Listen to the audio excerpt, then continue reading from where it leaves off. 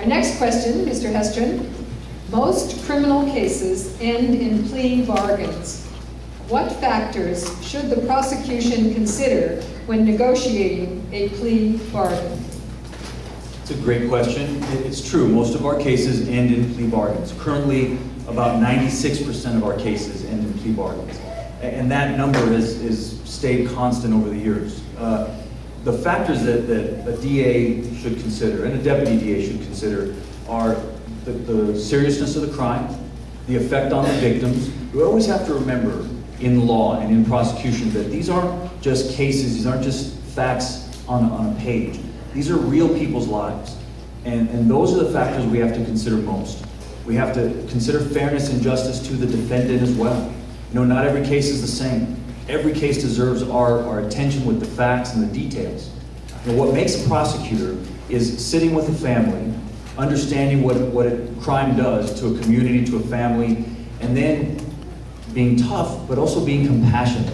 We have to apply the rule of law with compassion and sense and fairness. That's what makes a prosecutor, and that's the thing that we have to focus on. Thank you. Mr. Zellerbach? Yes, thank you. About 98% of our cases are resolved by way of plea agreement between the defense and the prosecution.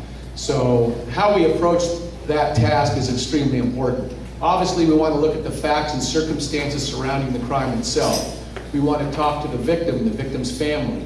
We want to see what the defendant's criminal past or history is. We also want to determine what is that defendant's future.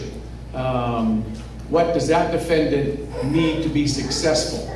You want to be tough, but you want to be fair. I told the attorneys who appeared before me when I was sentencing thousands of defendants in court that the more information that you provide me as a judge, the better decision I can ultimately make.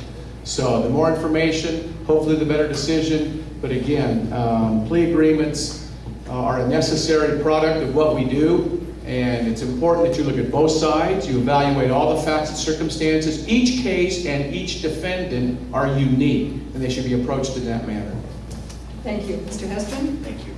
You know, one thing Mr. Zellerbach doesn't mention is that under his leadership, the deputy district attorneys that handle cases every day in court have no discretion. We don't get to make decisions about our own cases.